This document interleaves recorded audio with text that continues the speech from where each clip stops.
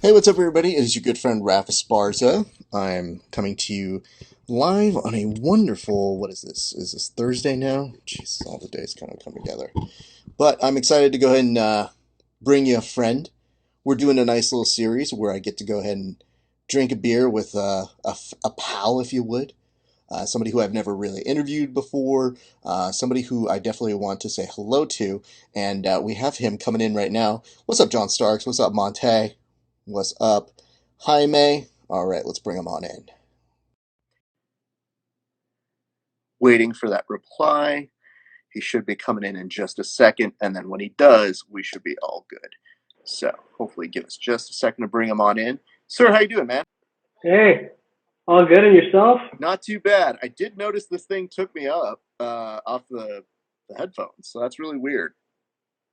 That is weird. Do you hear me okay? Yeah, I can hear Okay. you. Just as long as I can hear you is good. Okay, what's up? I have John Starks over here who's waving at me. John Starks is a person who I definitely want to beat up at some time once this pandemic is going. How are you staying sane, sir? Uh, I'm barely making it, man. Yeah. I just need jiu-jitsu again. I've been drinking a lot more beer ever since I haven't been practicing. So I'll be honest with you. I came up with this as a little compromise to space out my beer, actually. So what I do is I decide, okay, maybe I'm not going to have a beer today, but in 3 days, if I do one of these, I have an excuse to have a beer instead of just being like, well, go. Yeah. Well, let's do this. First of all, tell the people who you are. Tell them a little bit about you. I know we've had the opportunity to chat before, but I think it's important people get to know you, sir. Well, my name is Gian Carlo, aka G Baby. I'm the co-host of the podcast Nasty and the Baby. I also host my solo show called Cover Your Mouth. And I am a stand-up comedian that's currently doing stand-up in Albuquerque. Very nice, man. Are you enjoying doing the stand up right now? Are you doing any of those like Zoom stand up specials and whatnot? Nah, it's not the same. It's like usually when you do stand-up, like you can read the crowd, and then depending on the crowd, you know which joke to go to, and if they're like really digging it, then you can test out a joke that you don't usually do. Yep. So it's like, nah. I'd rather do the solo podcast. It's basically the same thing anyway. Yeah, I mean, I very quickly learned that I liked having people come to me. So stand up is cool, and there's an art, but I couldn't see myself in Iowa being like, all right, guys, let's get excited. This is really fascinating. Our friends over at BJJ Problem say, let's do some stand up right now. Tell me a joke. So have you ever encountered that in your comedy? Have you ever had the folks who just come up to you and being like, hey, you're funny. Tell me a joke, bro. Yeah, it's more like I would be having a serious conversation, and then all of a sudden they're like, "Oh, you're a comedian? Tell me a joke." And it's like, "Well, right now we're not in the mood to be laughing right now. We just we were talking about suicide the other day, like just 2 minutes ago, and now we're just going to be talking about this." It's hard, man.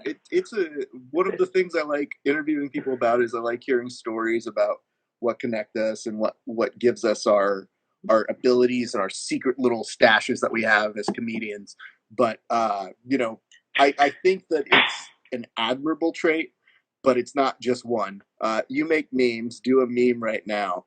Yeah, I mean that's BJJ Problems' issue is that Yeah. people do say that as well. I do both, so I get a lot of different people telling me to be like, do an impression, do a joke, make a meme. And you're like, I'm not doing any of that on command, you dick. So that's just my approach to it all.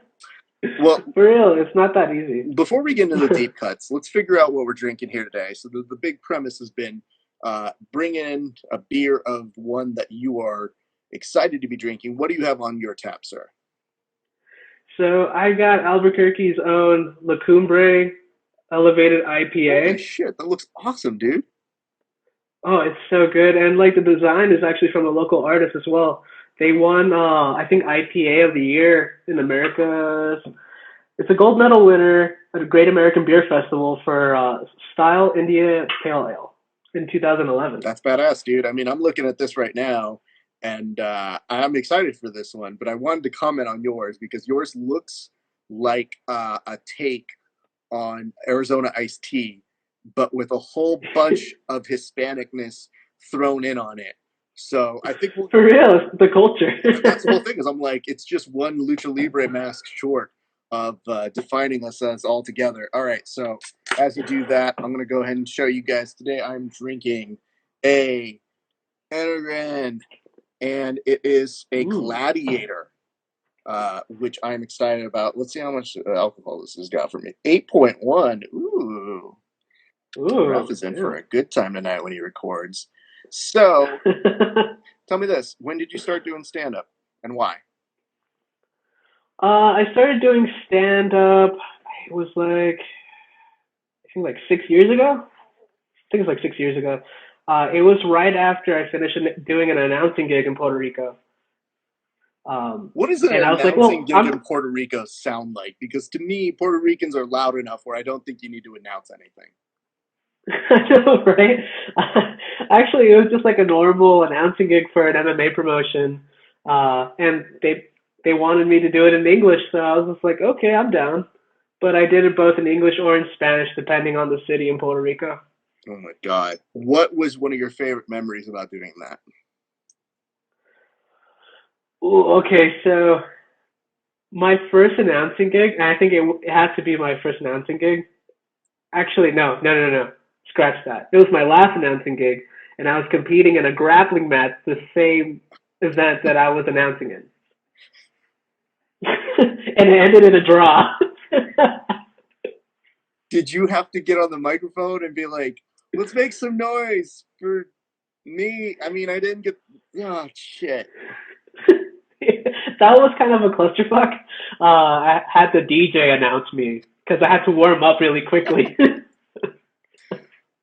Would you suggest that people who do announcing ever have a grappling match in their thing?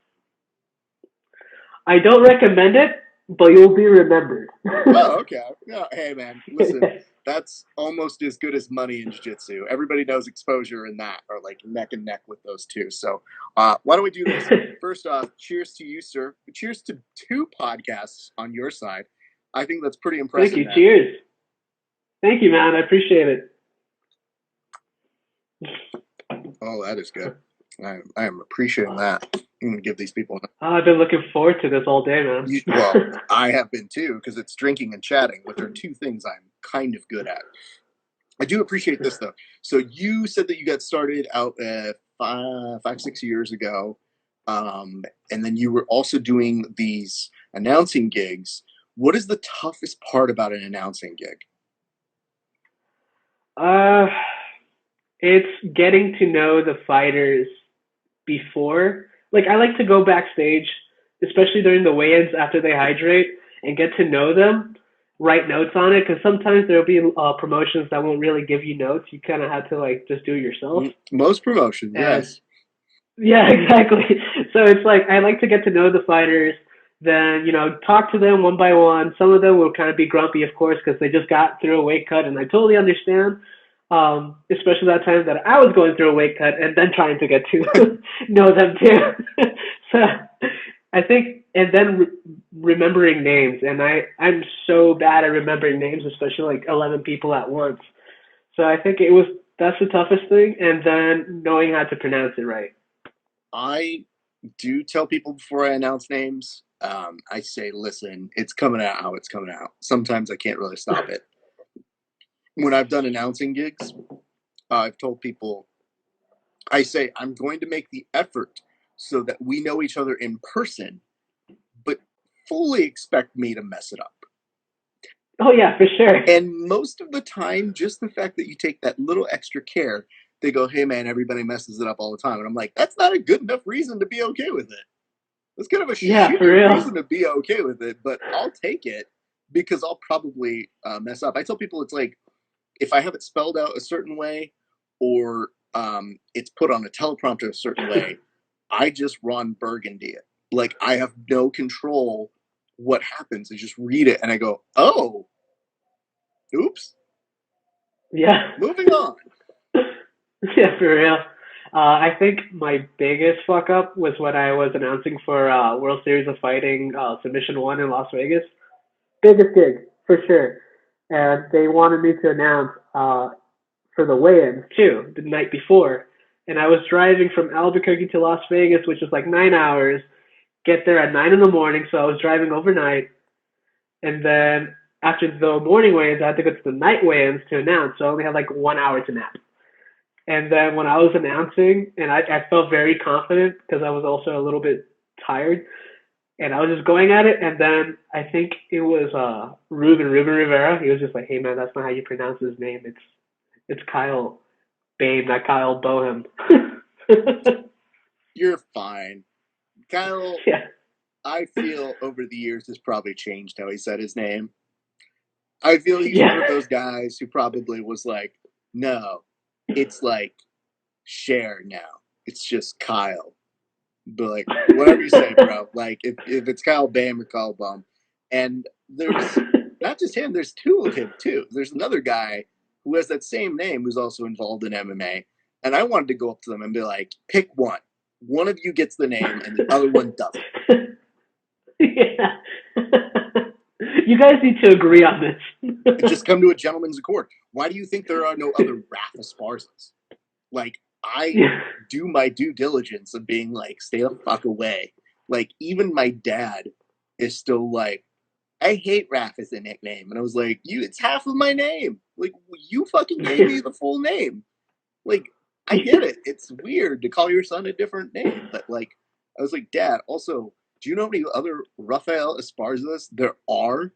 You think I'm gonna try and compete with all these dumb idiots? No, I got Rafa Esparza and I got all the fucking handles for it. I have all the major insignia. So like, no, I'm not changing anything. Those guys can change. For real. It's like my full name is Giancarlo Hernandez Mejias. So I was like, man, I gotta change like my stage name. I had to just put Gian as the first name and then Carlo as the last name. Yeah, it's so hard. Gian Carlo, actually, that's a great. Gian Carlo is actually somebody who sounds like they would headline a Vegas show. So that's a much better way. I think you're onto something there. Um, Thank you, thank you. do you have any horror stories from announcing though? Is there ever? Because it sounds like if you already got through the World Series of Fighting one, and you get kind of told by Ruben or Hubin, if you would, who is Ruben. esteemed and loved by many of the same people we both know. Yeah, Once you've gotten love the that, guy. you're pretty much like, is it worse than that? No, I mean, there was this one time. It was in a Puerto Rican like MMA promotion, and I I was just getting my notes ready, and all of a sudden, one pro fighter got like in a fist fight with one of the coaches backstage, and of course, like I didn't know how to deal with it, and I had a suit on. I wasn't gonna get my hands dirty, so I was like calling everyone else, like, "Hey guys, there's a fight going on. I'm not gonna get involved because I just bought this suit." And I don't know. It kind of like made me nervous before the fight. I was like, I'm like my adrenaline was too up there. Oh my god, that's so amazing. I've never. I got to think about this. I don't think it's not been around me when I've done it, but I don't think I've Yeah, ever had anything like that happen where I've had to keep my cool. And there's been a lot of dumb shit that's happened, but never really a fight that's broken out next to me. So I feel like that's yeah. an extra special amount of care that you have to have on that.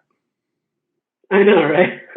Actually, I feel like after that, I feel like I could take on anything at that point, unless someone punches me in the face before a show. Don't Then I'll get invite me. back to you Don't. on that. MMA and Jiu-Jitsu fans get very weird when they get drunk because they don't have any body fat to absorb it. So Yeah, they go from like zero to sorority girl on her first grinder date. Like it's rough, dude. yeah, for real, man. Um, what brought you to the States? When did you come out here? I moved to the States. It's 3 years last month. Okay. What brought you here? Um, so funny story was that my Jeep broke down, and I couldn't fix it because it was just like too much money, and all I did was just train jiu-jitsu and teach kids during the day, and then I was bartending like the graveyard shift. So I didn't have enough money to just spend it on a Jeep. And also I was just like I was stuck. Like there's not really much opportunities back in Puerto Rico. So what I did is that I was looking for jobs in Colorado. I don't know why I looked for Colorado, but I've always wanted to go. Probably the weed. Um, Probably. uh, and then I saw a Facebook ad that was like, "Hey, come do housekeeping, and you'll get a apartment and you'll get transportation." And I was like, "Sweet, I get my own apartment." And I was just like, "Sure." And it was kind of sketchy, the Facebook page, and I was just like, "Well, whatever, just gotta risk it to get the biscuit." So I sent them my social security info, name, everything, and then to do a background check on me. And like 2 days later, they were like, "Yep, you passed. You have to buy your own plane ticket, but you can come work whenever." And I was like, "Cool, I'll be there at March 28th." And I bought my plane ticket. Like I saved up like $300, bought my plane ticket, only had $85 left, and I just left to Colorado. That's amazing. Okay, couple questions. Were you born in Puerto Rico? No, I was born in Idar Oberstein, Germany, in a military base. The shit. Okay, so Germany to Puerto Rico. Was it No, it was Germany, and then I went to New York, then to Georgia, then Puerto Rico. okay? As one does. Yeah. Okay, Georgia, Puerto Rico, New York, and Puerto Rico. What do you remember about New York? How long were you out there? I was only there for like 3 years. I was in Fort Drum. Um, I forgot what's it called. I was still a kid. I think I left the year before like 9/11 happened. Mm. So then I went to Georgia after that, and then I moved to Puerto Rico when I was 12. Can you tell me, because I've never done stand up in Puerto Rico, obviously. What are the differences between comedy in Puerto Rico and comedy in, say, the States? We'll start broad in the States because you're out in what, New Yeah. Mexico? Yeah, I'm in New Okay. Mexico now. Yeah. So the sense of humor in Puerto Rico is way different. Like it's still a little bit behind. It's at the point where if someone wears like a colorful wig or dressed as a woman, it's considered funny. So it's like I don't know. I feel like it's behind like 20 years, and also the sense of humor is just. I feel like it's more like play on words. So my type of comedy didn't fit well to that comedy scene, and I went pretty far in it over there, but I was just like I wasn't feeling it there, and I actually wanted to just really end up like in LA or in New York when it comes to my comedy career for sure. I mean, it's very helpful to be in those places, but I would say the States, period, just because of Yeah. how fast things move in most different states. Every state has a different angle on comedy. And it's not until these guys blow up that you're like, Bill Burr represents the best of that New England and Bostonness. And you're like, no one's begging Yeah. for another Boston comic. He just happens to be a very funny guy who made the most out of the Yeah. situation. And now we clamor for that. So to me, regionally is like LA and New York, it can be very important. And it is very successful for a number of people.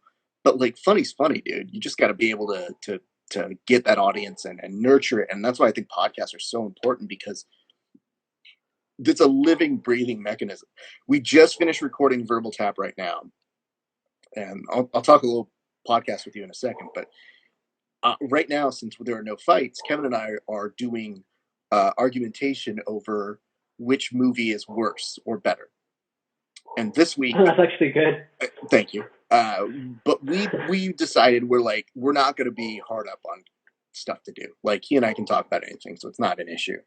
But to me, what I realized is fun is I just finished saying words into a microphone, that in about 2 hours, I'm going to start getting notes about. Like, I'm going to start getting our fans responding and sending me texts and being like, oh my God, I love this, or that sucked, or that. And I can't think of another forum where in television it takes months to get a response. Stand up, you get it Yeah. quick because there's an audience, but we don't have audiences right now, so we have to make do with the best of that. So I'm always curious to find that. What has been the best positive influence that you've gotten out here doing stand up in the States so far? My biggest influence right now? Or like, what has been one Uh, of the best like performances or moments that you've had doing stand up while out here in the States? I have to say in Denver, it was doing the Voodoo Comedy Lounge. I did this. It was just a 4 minute set, but I killed it. I killed it at the point that I was so glad that it was recorded that night. Mm. I was just like, yes, like because it was the only night where I felt like I was untouchable. Because usually I'm really hard on myself. I even if it was a great set, I would be like, this sucked, that sucked, and this sucked, and people would be like, no, it was actually good. I'm like, no, it sucked. I need to start all over. I need to change the whole set. That one, I felt like it went well together. The rhythm was perfect. I had the right audience there. They laughed really loud, so it was a perfect time to get it on video so I could submit it I, to like festivals and stuff. so I did my first day of doing stand up. It went so well.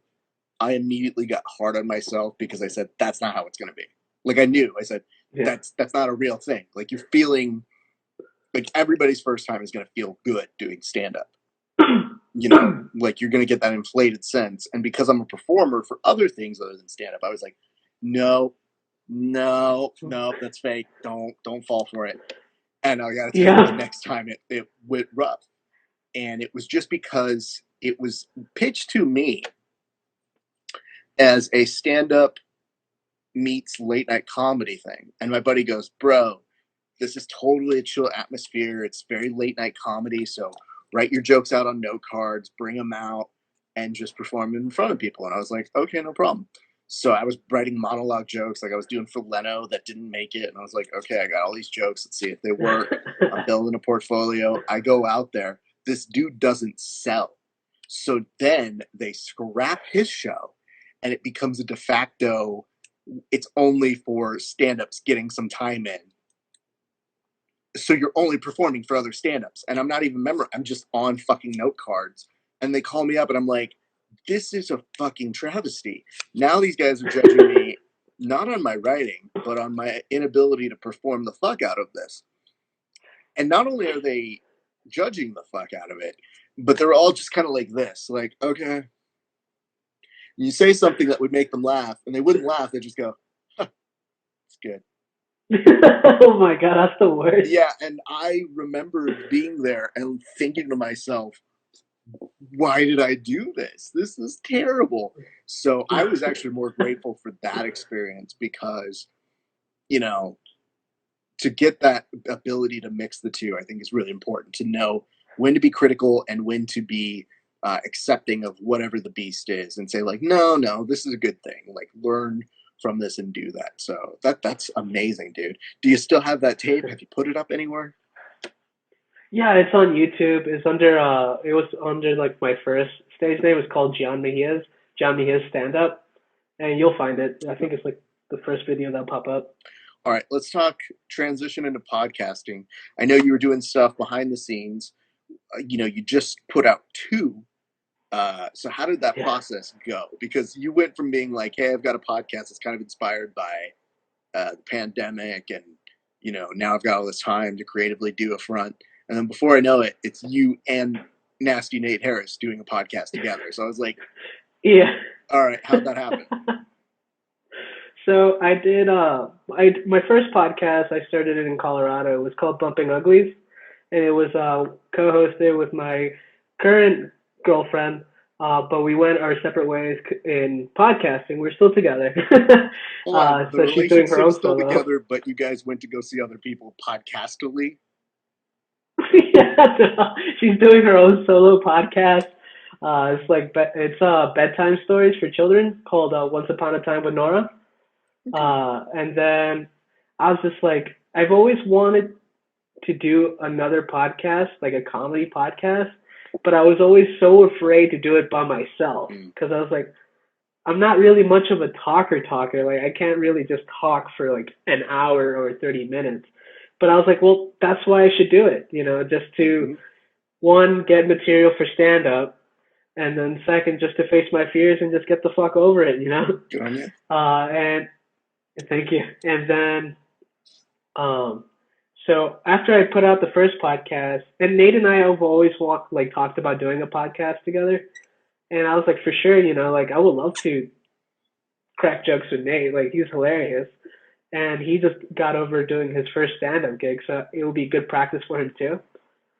And after I released the first episode, he's like, "Okay, let's do a podcast." And I was like, "Fuck it, let's do it, man! I already got a guy that knows how to do logos. Let's do it. That's all that's missing." Well, the logos are amazing, so that's great. I think the best part about it is a couple questions on this. The first is, like your nickname G Baby, and I know that comes from Nate. Actually, no. Who does that come from? So it's from this. He's a training partner who trains at 10th Planet as well. His name is Simon Otero. Okay. He had a bodybuilding, like a powerlifting YouTube channel. I forgot what was it called, but he co-hosted it with a guy named Garrett, and it was a pretty popular YouTube channel. But we were planning to do a YouTube channel with Nate and I, which it'll come out soon. I don't know the date yet though. Sure. So he was just like, yeah, let's do it, G Baby, and Nate was like, oh, I like that nickname, John. You're G Baby for now on.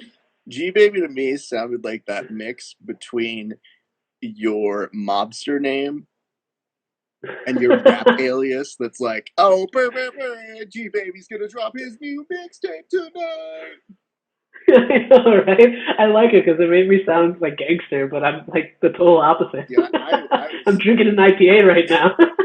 I was misinformed, or at least I just made the assumption because G Baby sounds like that mix of a nasty Nate Harris, like, you're such a G Baby, kind of like weird speech pattern that he has.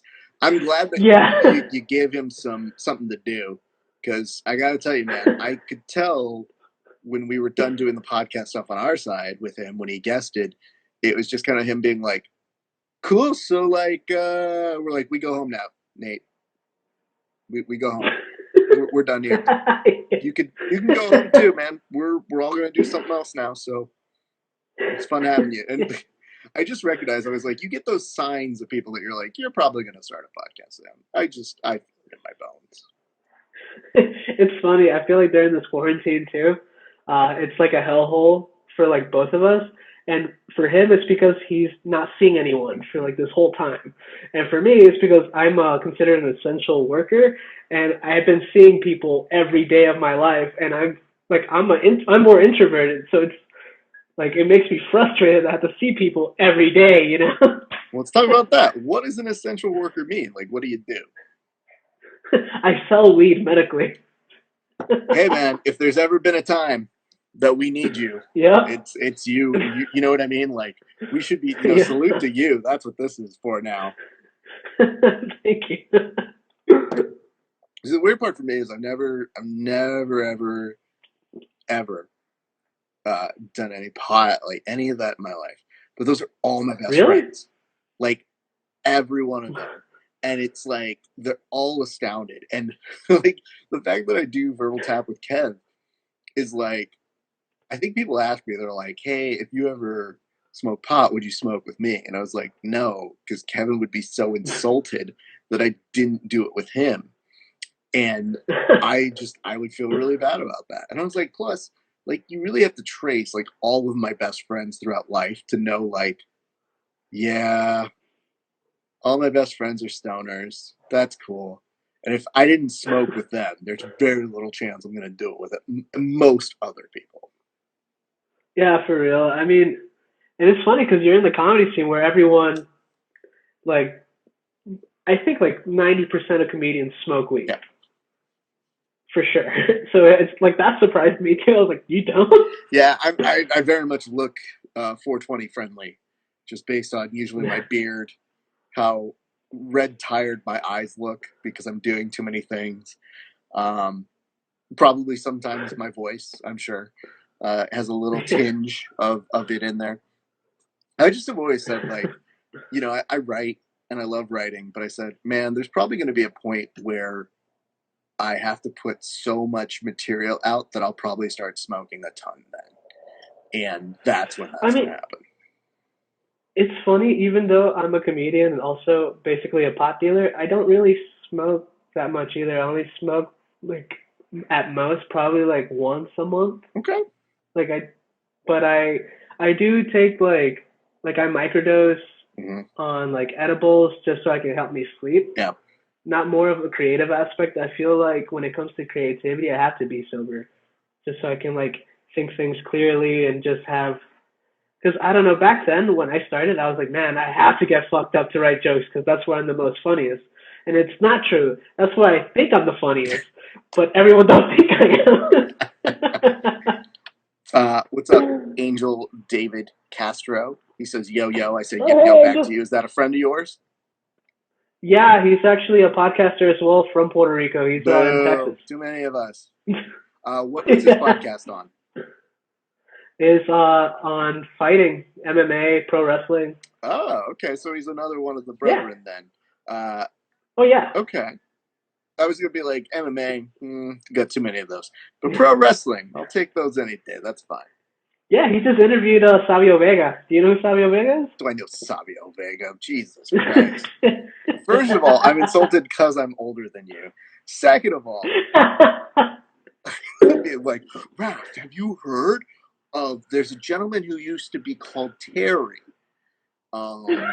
Very, very big in the wrestling community. Might have been bigger than Stone Cold. Not sure if you're familiar with him. He wears a lot of red and yellow. I don't remember what was his name. Very strange. The prayers really flies well in the Hispanic communities. Who knew? So yeah, no, I know Savio Vega. That's a great get for him. Good for him, dude. Yeah, for real.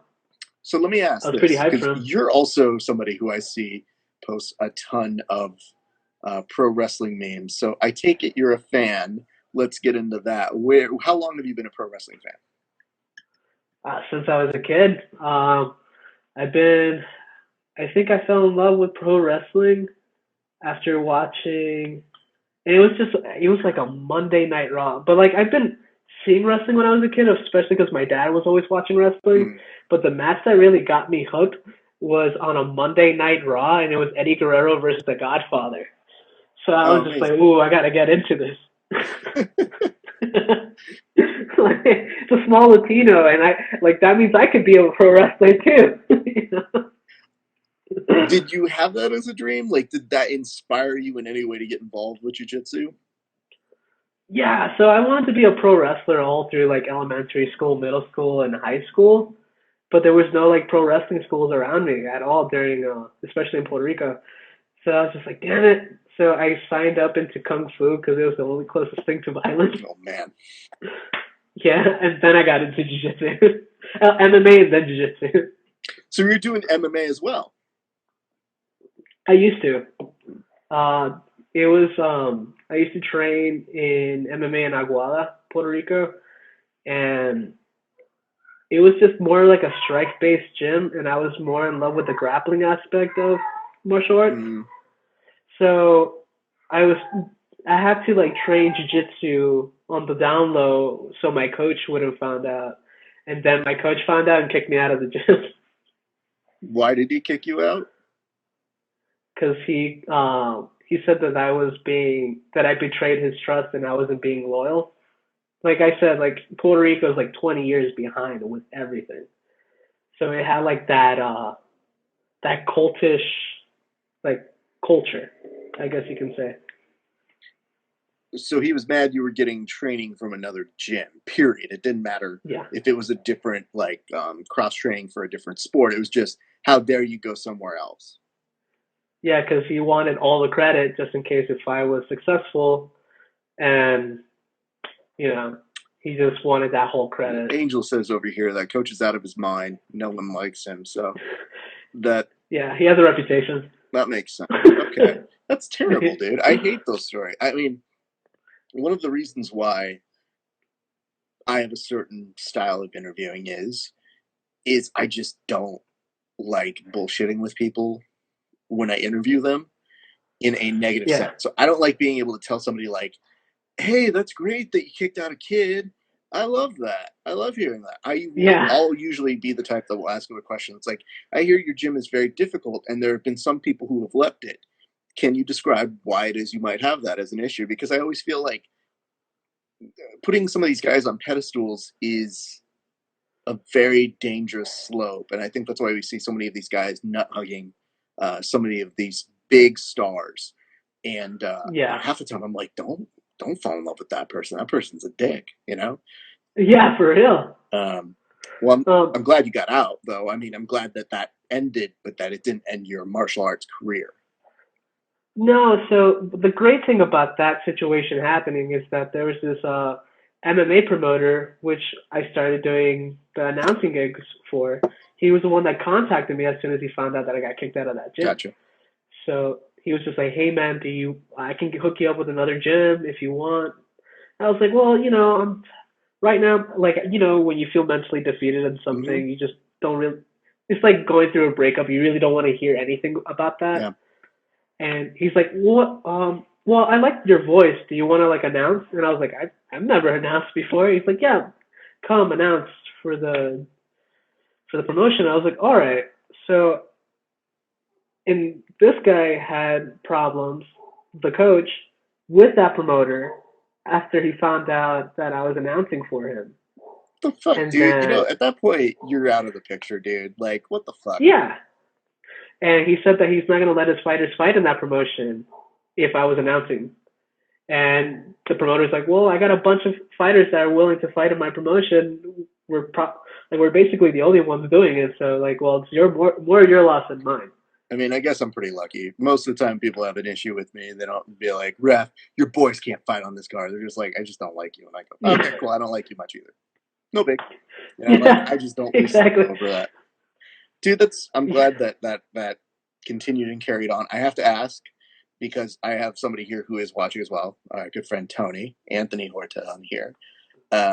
His mind was blown when I showed him a sharpshooter transition in jiu-jitsu, and he was like, "I didn't I didn't know that could work like that." And I'm always like, "Oh, bro, this is like my whole thing.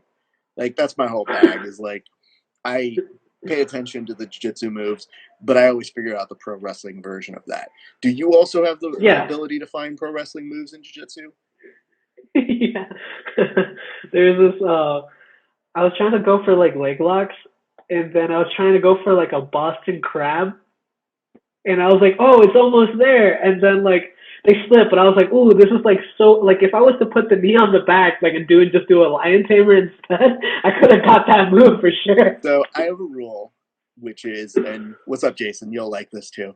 I have a rule, which is I don't pick on civilians. Like I don't pick on people who aren't, to my knowledge, pro wrestling fans, because I feel like Yeah. that's just me.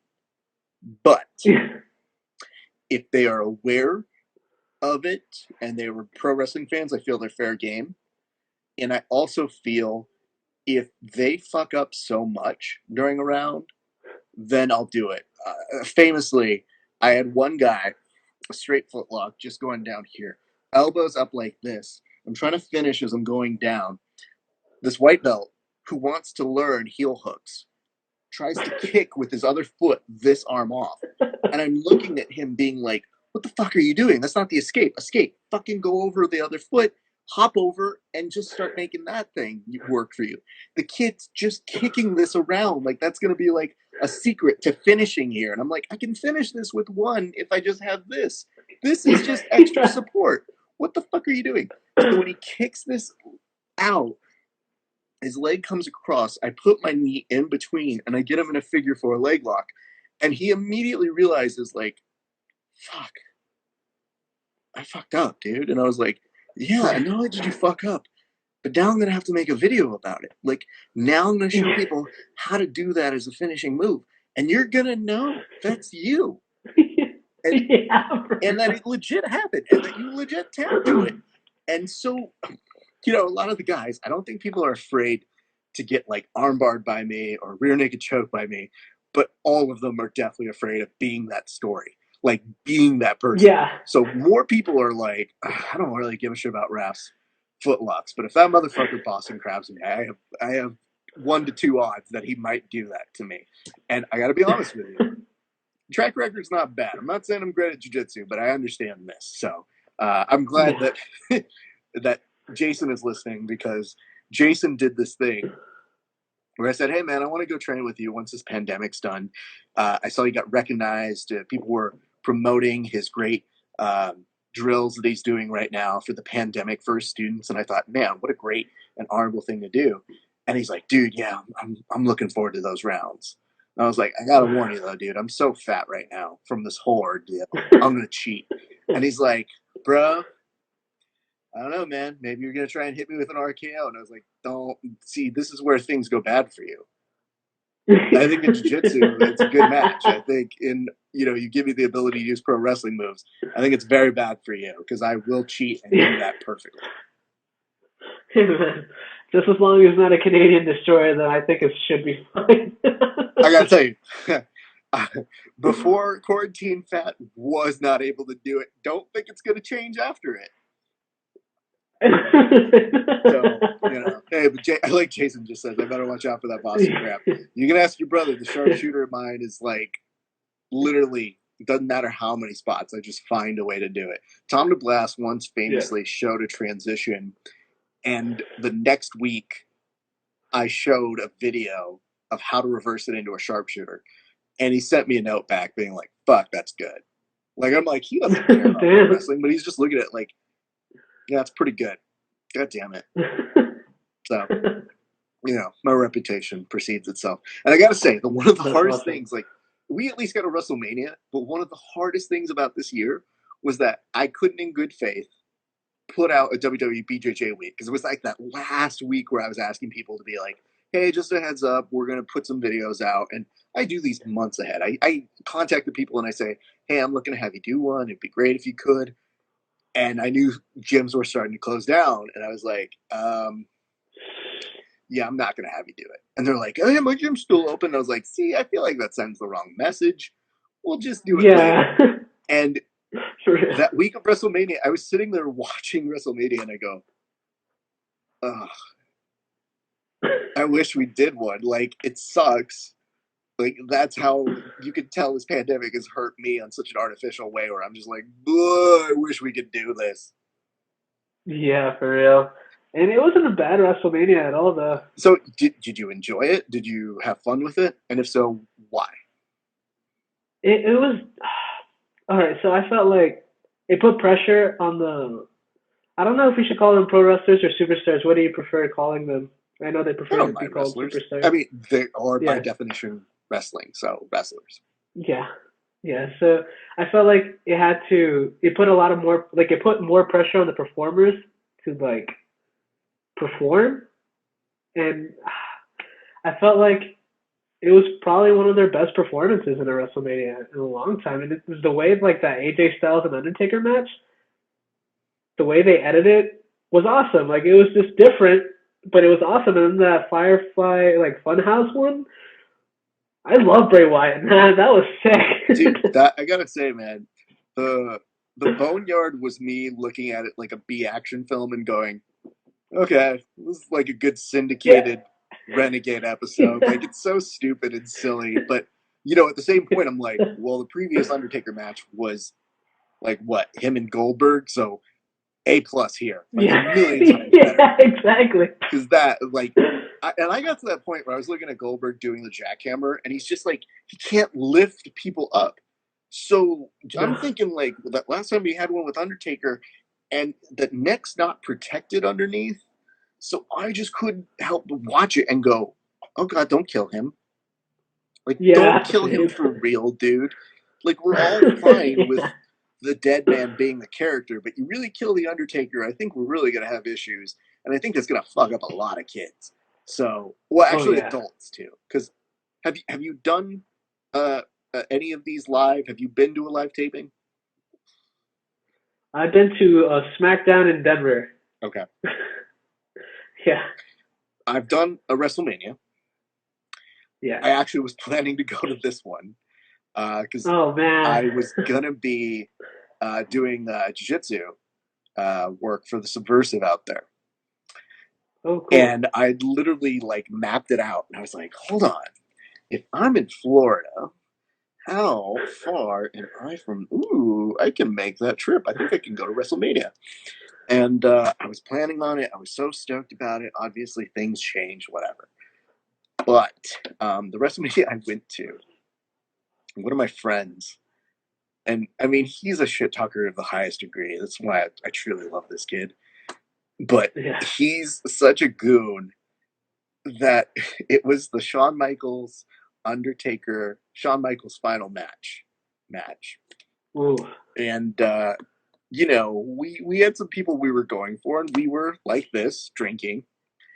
And I'm Yeah. pretty good about keeping my beer in me.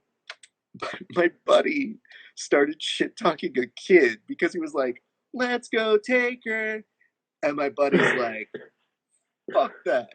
Shawn Michaels is gonna have to retire, man, if he loses. We can't have this." This kid's like all of 9. And we're having fun roasting other people in our area. It's great. It's a great experience. But he's Oh, that sounds roasting like like a a fun 9 year time. old kid. And then when this kid's like, "Yeah, well, you suck," and my buddy goes, "Hey, bud, talk to me when your fucking balls drop." And that's when you see my Oh dad my get up like god. this, like, "Excuse me, sir." And I'm thinking, like, "Oh, Jesus, dude, don't get into a fight with a child at WrestleMania."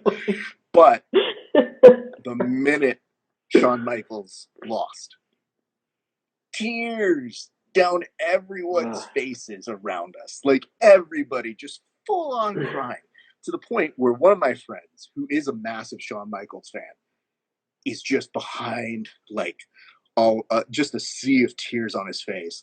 And I was like, "Dude, I feel so bad for you." And I get out my phone and I just take a photo of him. And I was like, "I just want you to know I have this. So if you ever turn against me, I just want you to know I could be mean, but I'm choosing not to be." Hey man, you're just being smart. I mean, I just look out for myself, you know? I make sure that things are good. Exactly. What's up? It's a dog eat dog world out there, man. Look, dude, you're bringing all the people from Puerto Rico. Buddhist chef Hey, PR over here, sir. yeah, he went to culinary school with me.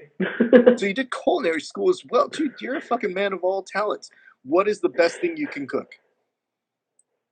I have to say my carbonara game's on point. Okay. Okay. Yeah, I worked as a line cook in this Italian restaurant in Denver called Ciao Morso. Mm-hmm. It got me almost this close just to go fuck everything. I'm just gonna go cook. Like it was a really fun time cooking there. I learned a lot about Italian food, a lot about like fine Italian wine. Uh, if I didn't go for comedy or did jujitsu, I probably would have been a chef and enjoyed being there. I mean, dude, let's talk about this because I'm so stoked that jiu-jitsu has found its way into your life because I get stoked for everybody that it finds its way in everybody's life. But you, my friend, you lost a whole fuck ton of weight from this, right? Yeah, especially moving here because I didn't do jujitsu for like 2 years after I moved to the States because income and trying to figure everything out. And I was just like, maybe it wasn't for me because, like, maybe I should just concentrate on one thing. Mm-hmm. And I wasn't making enough money either. Like I was stressed out about money, so I was like, give me all the hours, but then all those hours just took away from my comedy too, and then I'd be just tired. Mm-hmm. So when I moved to New Mexico, I made sure I did my studies before moving to New Mexico, going like, oh, like let me check out the gyms that I want to go to. And I saw 10th Planet Albuquerque, and I couldn't start because I moved to Albuquerque like around January. I didn't start until like June. Mm. So it was just like I gained all that weight. There was a month that I was like a car salesman, so I ate more because I was stress eating because of the commission. And then after that, so that same promoter, MMA promoter from Puerto Rico, he was the one that's in charge of booking in that World Series of Fighting gig. Mm. And he called me while I was at work, and he's like, "Hey man, would you like to be an announcer in Las Vegas for World Series of Fighting Submission One and commentator?" And I was like, "Oh, let me call you back." And then I quit my job, called him back. I was like, "Yes, let's do it. I'll be there." So it was Ruben that actually talked me into joining 10th Planet with Nate, and ever since then, it's been a family away from home. That's pretty dope, dude. Ruben's very good people. He's very good at being inspirational, which is why I find him and obviously, hilariously, Nate as the perfect yin and yang. You know, Yeah, for real. and I can see why they're besties. So that's dude, that's amazing, man.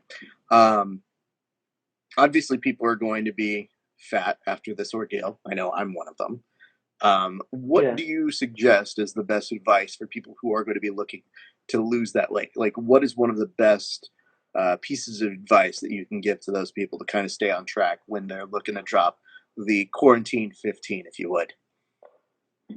At least train at least train 4 days a week, and it's not if you do it for the art of it and the technique of it, and don't think about like the weight loss of it, you're gonna lose the weight.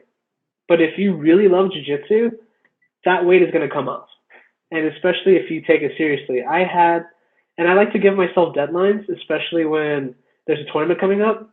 I was like weighing in like 165, and I was gonna go compete in El Paso for 145. No, 140. The weight class was at 140, and I was like, shit, like I gotta be serious now. So I had to like stop drinking beer for this competition. So yeah, number one rule: don't drink beer if you're gonna cut weight. And then second rule is just have fun, enjoy it. You know, it's a lifestyle too, and I think the weight's just gonna shut off as soon as you take it seriously. Yeah, I told people, listen, I know what I have to do.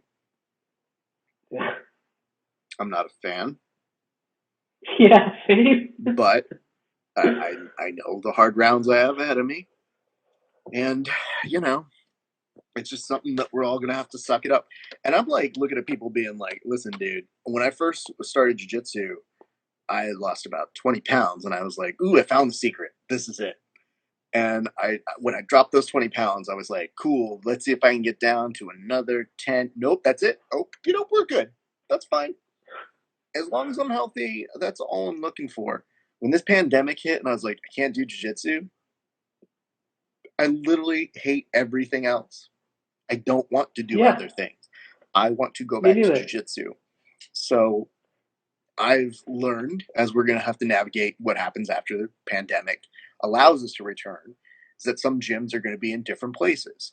So to me, Yeah, I keep thinking like, hey, you know what would be cool?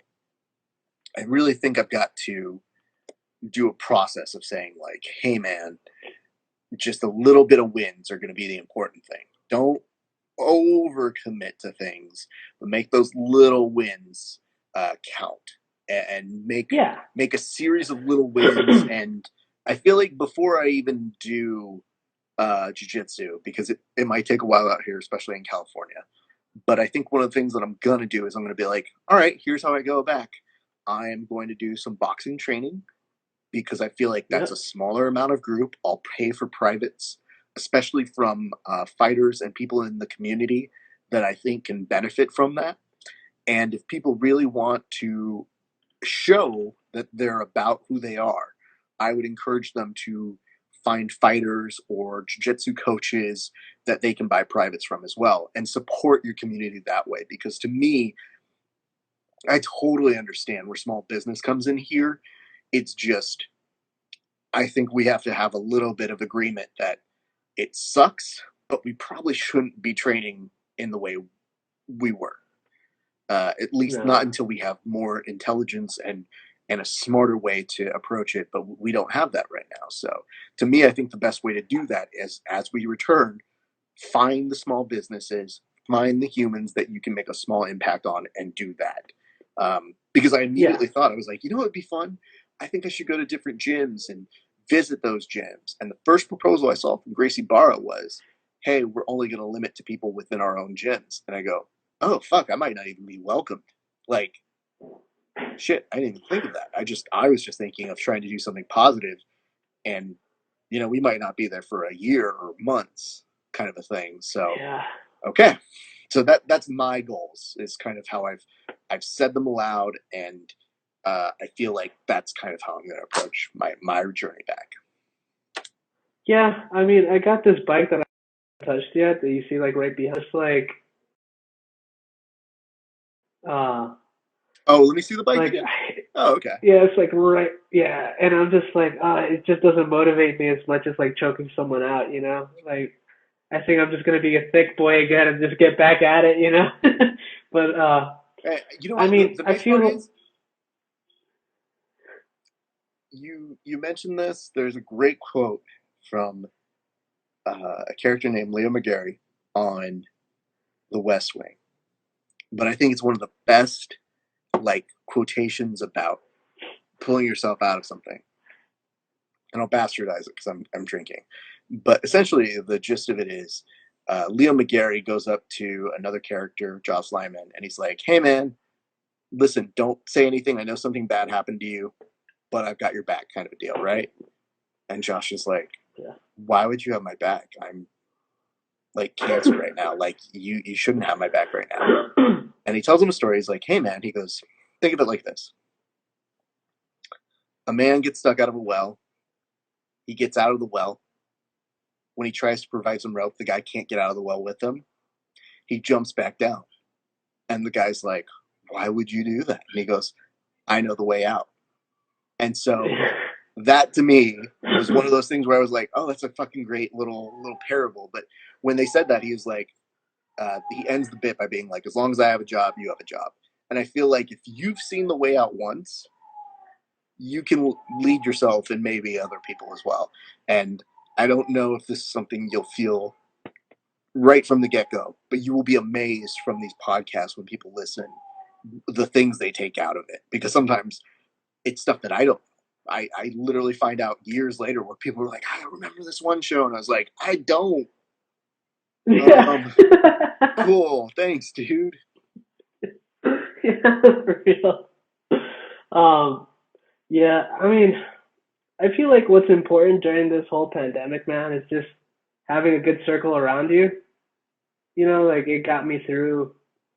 I mean, even before this pandemic, this circle that I had with Templeton and Albuquerque got me out of my depression. Really, it was just like because I've always suffered from depression, and this has been the best time of my life right now, Hmm.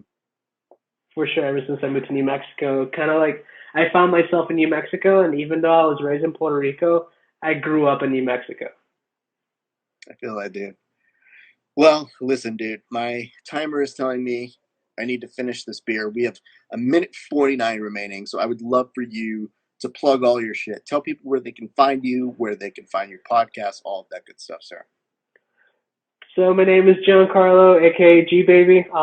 You can find me on Instagram, Twitter, Facebook on G Baby 10P, at G Baby 10P, and my podcast is Cover Your Mouth. And my other podcast that I co-host with Nasty Nate Harris is Nasty and the Baby. You can find it on Spotify, Apple Podcasts, and any other podcast platform. I gotta tell you, bud. I'm so happy you're doing this. I know at one point we talked about doing this, just something and collaborating and working. But when you told me you had other projects going on, I don't get mad. I don't get any of those kind of things. I just say like, I hope you do that stuff. I hope that you provide and get to do those things that a lot of us get to do. So I've always been excited to see that you've got things going on, and I'm so happy you found a home, dude. I'm glad that we were able to Thanks, do this man. today. And Raf, whenever you want to collaborate, man, just let me know and we'll do something I for appreciate sure. that. I will And I appreciate you. Very much look forward to when we get to do that. My thanks to all of you guys for watching. Check us out. Hopefully you like this. Give us some hearts, some clovers, some lucky charms, little signs over on there. And I think this will be up on our YouTube whenever I'm not drunk. Oh, I probably should finish this before. Sorry, I don't have a general rule to it, but I feel like it's the smart thing to do. Thanks for watching. We'll see you on the mats.